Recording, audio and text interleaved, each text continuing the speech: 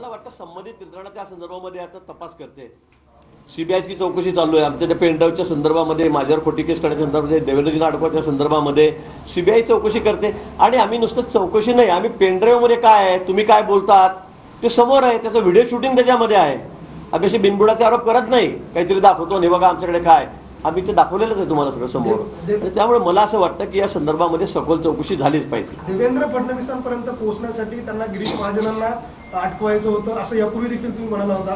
नेमकं या सगळ्या प्रकरणाची लिंक कशी होती तुमच्यापर्यंत? मी नाही म्हटलं असं। स्पेशल पीपी प्रवीण चव्हाण तेच त्याच्यामध्ये बोलतायत।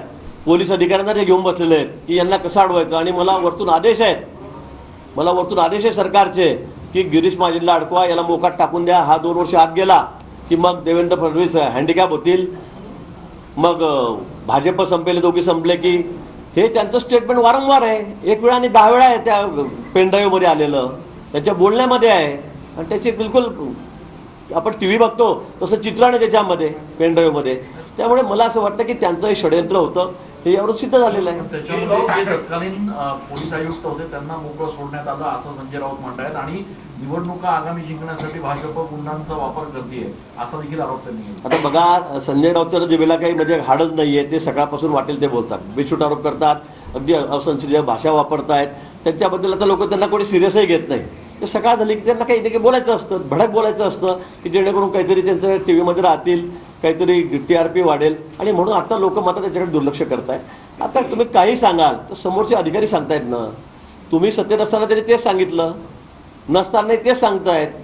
परमवीर सिंग त्यावेळेचे CP होते, त्यांनी एक उघड सांगितलेलं होतं, वाजेंनी पण तेच सांगितलं होतं, यांच्याबद्दल सांगितलं होतं। आणि म्हणून मला असं वाटतं की राऊतांच्या म्हणण्यात तर कुठलंही तथ्य नसतं, ते न ऐकलेलंच बरं।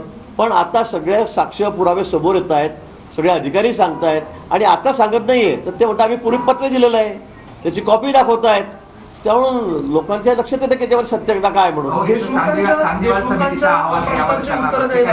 देशमुखांच्या प्रश्नांची उत्तरं देण्यासाठी भाजपकडे काही मुद्दे नाहीयेत, म्हणून त्यांनी जेलमधला प्रवक्ता बाहेर काढलेला आहे असं संजय राऊत म्हणतात। आता मला कळतच नाही काय, आता तो त्यातला आय विटनेस आहे ना, सगळा प्रमुख त्यातला कोण माणूस आहे की ज्याने आरोप केले त्यांच्यावर, ते वाजेंनीच केलेले आहेत। आम्ही कशाला प्रवक्त्याची गरज आहे आम्हाला? आमच्या जो तो पेन ड्राईव्ह आहे ना आमच्याकडे, तुम्हीच काय बोलतात, तुमचे अधिकारी काय बोलतायत, कसं षडयंत्र करतायत, तुमचे अधिकारी मुंडे ते सांगतात की मला किती अनिल देशमुखांचा फोन आला, 10 वेळा अनिल देशमुखांनी फोन केला असेल त्यांना, मला माहिती आहे।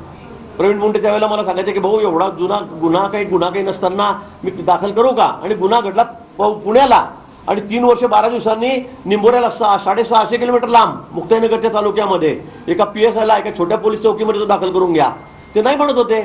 परंतु तरी सुद्धा तो करून घे, नाही तर तुला पाहून घेईल, तुला सस्पेंड करेल, तुला बदली करतो, म्हणजे इतक्या अर्वाच्य भाषेमध्ये अनिल देशमुख त्यांना वारंवार बोलत होते। त्यावेळेचे तर्कले SP त्यांनी मला वारंवार सांगितलं की बाबा मी काय करू, इतका खोटा गुन्हा तुमच्यात दाखल करायला होता। मी सांगितलं पुण्याला घटना घडली आहे, पुण्याला तर गुन्हा दाखल करा। पण देशमुख ऐकायला तयार नव्हते। मी त्यांना भेटलो तर ते मला सांगत होते माझ्यावर खूप मोठा दबाव आहे, खूप मोठा दबाव आहे। आता देशमुखांवर कोणता दबाव होता हे त्यांना जाऊन विचारा। गांधीवाद समितीचा अहवाल या देशमुख प्रकरणाविषयी चौकशीसाठी करण्यात आला, त्याचा अहवाल तयार आहे, सगळं आहे, तो मांडला जात नाही, समोर येत नाही, पटलात पण मांडला गेला नाही। मला त्या संदर्भामध्ये का त्याला उशीर होतोय, का नाही आहे, तो आलाय की नाही या संदर्भामध्ये मला माहिती नाही। पण निश्चित तसा काही अहवाल असेल तर तो मांडला गेला पाहिजे। मी देवेंद्रजींना त्या बाबतीमध्ये मुख्यमंत्री